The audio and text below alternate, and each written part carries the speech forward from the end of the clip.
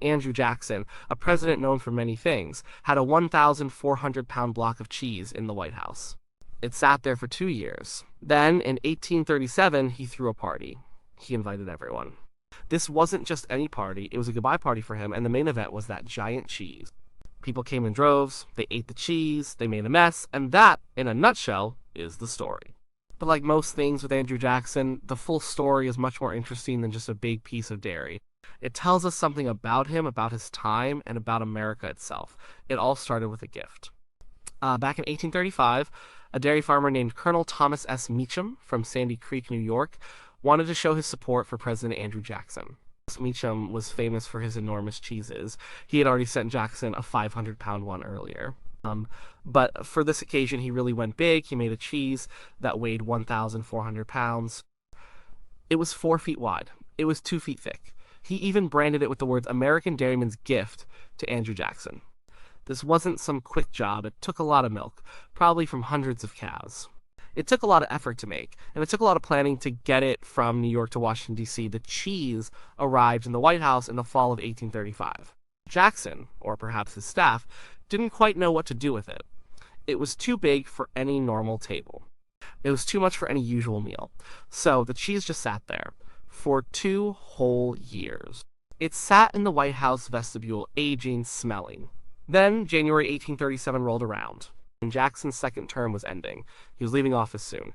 Martin Van Buren, his vice president, was set to take over. Jackson decided it was time to finally deal with the cheese. He thought, what better way to say goodbye to the American people than with a giant cheese party? He announced an open house. Anyone could come. This was typical Jackson. He often opened the White House to the public, much to the dismay of Washington's elite. But this party would be different. This party involved a 1,400-pound cheese. On the appointed day, January 23rd, 1837, thousands of people showed up. They were farmers, laborers, clerks, women, children, people from all walks of life. They came from all over Washington and the surrounding areas. The White House doors opened, and the crowd surged in. Imagine the scene a chilly winter day, people tracking mud and snow into the grand halls of the president's house. But their eyes were fixed on the vestibule. There, sitting on a huge table, was the cheese. It was massive. It was a spectacle. Jackson had instructed that the cheese be cut open. Workmen had to use special tools, probably large knives and even saws, to get through the thick rind and into the golden aged interior. The aroma, surely powerful after 2 years of aging, filled the air. It wasn't a delicate smell. It was strong, pungent, undeniably cheesy. As soon as it was cut, the crowd went wild.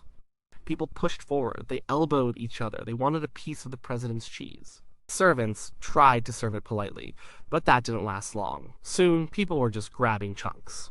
They took it with bread, they took it in their hands, they stuffed it into their pockets. It was chaos, a free-for-all. People smeared cheese on the carpets. They tracked more mud everywhere. The fine furnishings of the White House were no match for the enthusiasm of the crowd.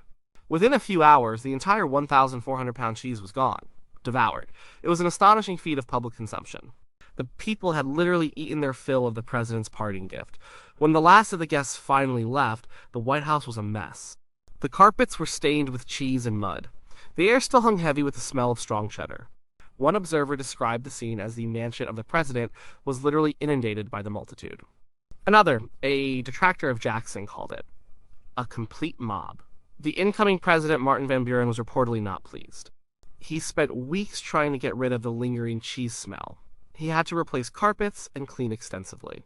But the cheese party, for all its mess, was over, and it became a story that people told for years to come. It was more than just a party, it was a powerful, if messy, symbol of Jackson's time in office. To understand why Andrew Jackson hosted a massive cheese party, you have to understand the man himself and the political times he lived in. Jackson was president from 1829 to 1837. This was a period of huge change in America. It was the rise of what we now call Jacksonian democracy. This idea was all about the common man. It meant expanding voting rights to more white men, not just property owners. It meant making government more accessible to ordinary people. And Jackson, a self-made man, a military hero, and someone who always presented himself as a champion of the common folk, was the perfect embodiment of this movement. Jackson had a complicated relationship with Washington's established elite. They often looked down on him. They saw him as crude, unrefined, and sometimes even dangerous. When he first took office in 1829, his inauguration party was famously wild. Thousands of people, many of them ordinary citizens who had never been inside the White House, flooded the building. They stood on chairs, broke china, and basically trashed the place. Critics called it the reign of King Mob. So, throwing another open house, another King Mob event, especially one involving a giant cheese, fit right into Jackson's image. He was basically saying, yes, I am the people's president, and my house is their house. The gift of the cheese itself was also significant. Colonel Meacham, the dairy farmer, wasn't a foreign dignitary. He wasn't a wealthy industrialist or a powerful politician. He was a successful farmer, a man of the land. His gift was a tribute from a common American, an ordinary citizen, to his president. This reinforced Jackson's image as a man who connected with everyday Americans, not just the privileged few. The cheese was a homegrown product, a symbol of American agricultural bounty and honest labor. It wasn't some fancy imported wine or an elaborate piece of art. It was simple, massive, and distinctly American.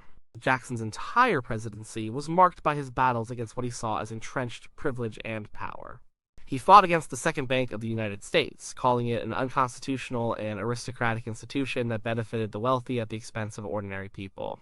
He defied South Carolina during the nullification crisis, standing firm for the Union. He was a fighter, and he was not afraid to challenge norms, so the idea of having a grand, formal farewell dinner for the Washington elite simply wasn't Jackson's style. He preferred a more democratic, if messy, way of saying goodbye. The Cheese Party was Jackson's way of demonstrating that the White House belonged to the people. And it was a very visible, very tangible act of populism. He was showing his supporters, the common men and women who had voted for him, that they were welcome in the seat of power. He was letting them literally get a taste of the presidency. For those who believed in Jacksonian democracy, the Cheese Party was a powerful statement. It said that the age of aristocratic rule was over, the common man had a voice and a stomach, and he was welcome in the president's house. For Jackson, who was often criticized for his rough manners and frontier background, the Cheese Party was also a bit of a thumbing of the nose at his critics. He knew what they would say. He knew they would call it undignified. He knew they would call it a circus. But he didn't care.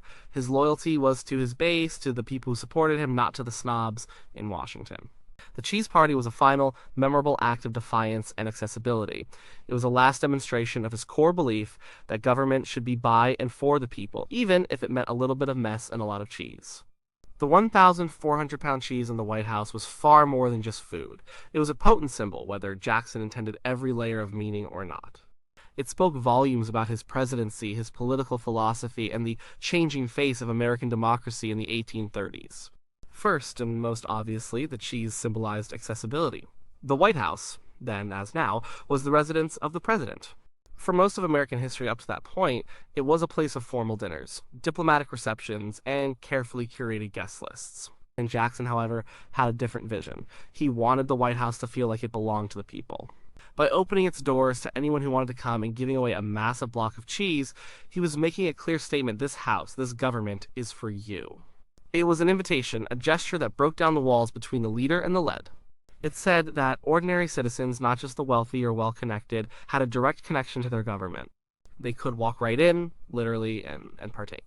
This leads to the second layer of symbolism, the common man ideal that was central to Jacksonian democracy.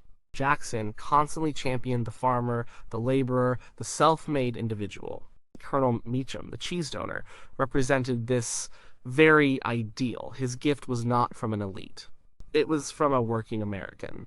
The cheese itself, a humble but substantial food, was perfect for this message. It wasn't foie gras or fine wine. It was a basic, nourishing product, something familiar to everyone. Eating it together, in a messy, communal way, fostered a sense of unity and shared experience among the diverse crowd. Everyone was equal when elbowing for a piece of cheddar at the White House. Third, the Cheese Party was a symbol of populism in action. Populism, at its heart, is about appealing directly to the common people, often by contrasting them with an elite or establishment. And Jackson was a master of this. The cheese event was a grand public spectacle designed to resonate with his base. It was a gesture that spoke louder than any speech. It reinforced the idea that Jackson understood and cared for the ordinary American, in stark contrast to the formal, often aloof, politicians of previous eras. It was a celebration of the people by the people and for the people, even if it did leave a huge mess behind.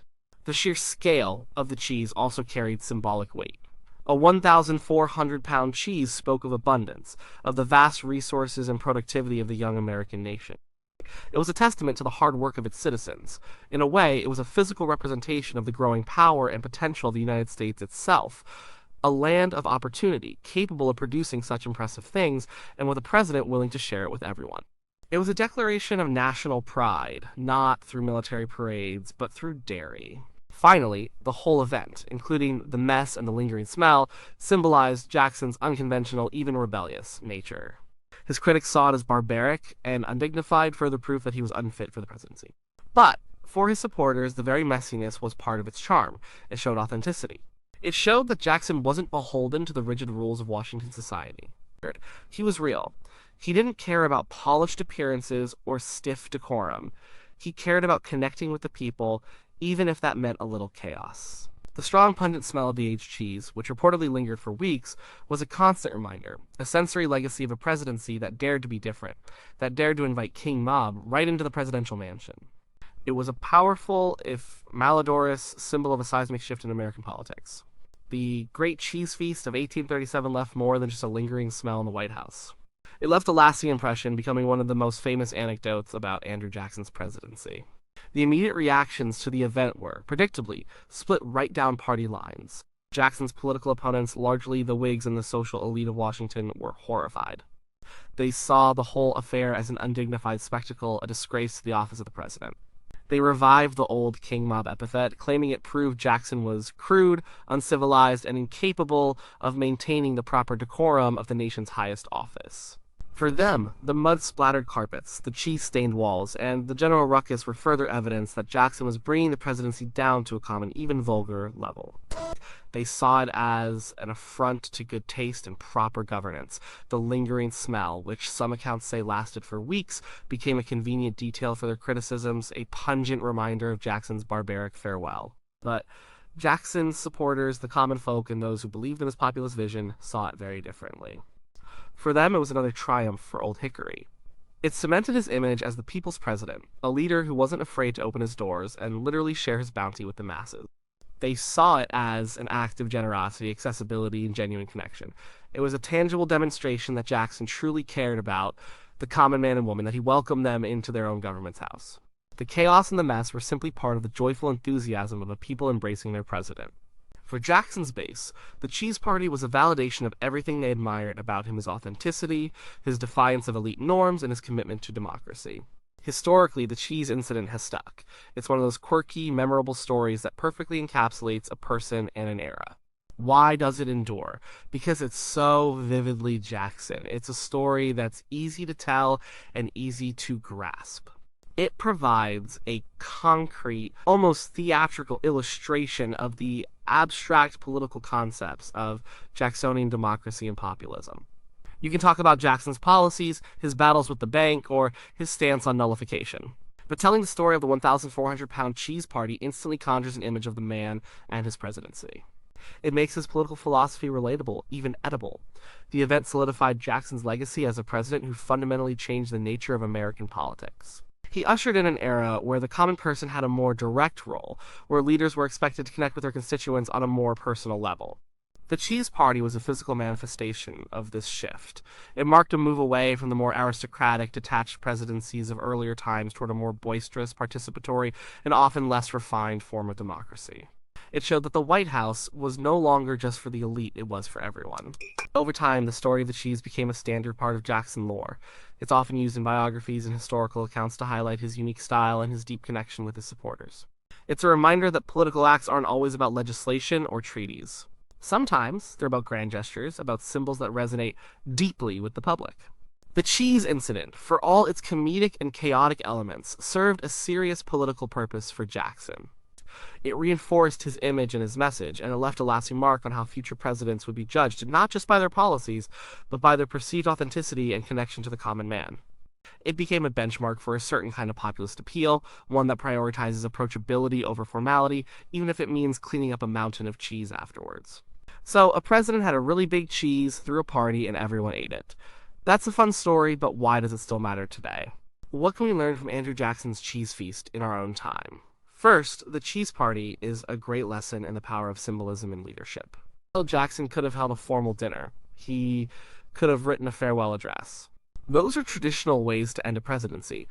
But he chose a giant cheese. This simple, unconventional act communicated his values and his connection to the people far more effectively than any speech might have. It showed he was authentic, that he was accessible, and that he defied the norms of Washington's elite. Leaders today still use symbols, sometimes consciously, sometimes not, to convey their message and connect with their base. The cheese reminds us that these acts, even seemingly trivial ones, can carry immense weight and shape public perception. Second, it highlights the enduring tension between formality and approachability in public office. We often expect our leaders to be dignified, to maintain a certain decorum, but we also want them to be relatable, to understand our struggles, and to feel like one of us. Jackson leaned heavily into the latter, almost to the point of caricature with the cheese. This balance is still a challenge for leaders. How do you maintain the gravitas of office while still connecting with everyday people? The Cheese Party is an extreme example of prioritizing connection over decorum. It makes us think about what we truly value in our leaders' order and polish, or a touch of the unconventional and raw honesty. Third, the cheese incident speaks to the enduring nature of populism. Jackson's era was a period of rising populism, where the common man felt increasingly empowered and wanted a voice in government. We see similar populist movements today where leaders often gain support by positioning themselves against an establishment and appealing directly to the people. The Cheese Party was a classic populist move. It was a tangible, shared experience that brought people together under the banner of their leader. Understanding how such gestures worked in Jackson's time can help us understand similar dynamics in contemporary politics. The desire for a leader who seems of the people, who eschews formal pretenses, remains a powerful force. Fourth, the story challenges our ideas about public access to government. In modern times, the White House is a highly secured fortress. The idea of thousands of ordinary citizens freely streaming through its doors, eating from the president's table, seems almost unimaginable. While security concerns are very real, the Cheese Party reminds us of a time when the physical space of government felt more open, more directly connected to the populace. It raises questions about how much access is appropriate and what is lost when government spaces become entirely walled off from the general public. There's a longing, perhaps, for that sense of direct connection and shared ownership that the Cheese Party epitomized. Finally, the cheese incident simply reminds us that history is often stranger, more human, and more colorful than we sometimes imagine. It's not just about grand policy debates or significant battles. It's also about quirky events, memorable personalities, and the everyday, sometimes messy, interactions that shape a nation. Andrew Jackson's 1,400-pound cheese wasn't just a block of dairy. It was a moment in time, a symbol, and a story that helps us understand a powerful president, a changing country, and the messy, vibrant spirit of American democracy itself. It's a reminder that sometimes the most enduring lessons come from the most unexpected places, even from a giant, stinky cheese.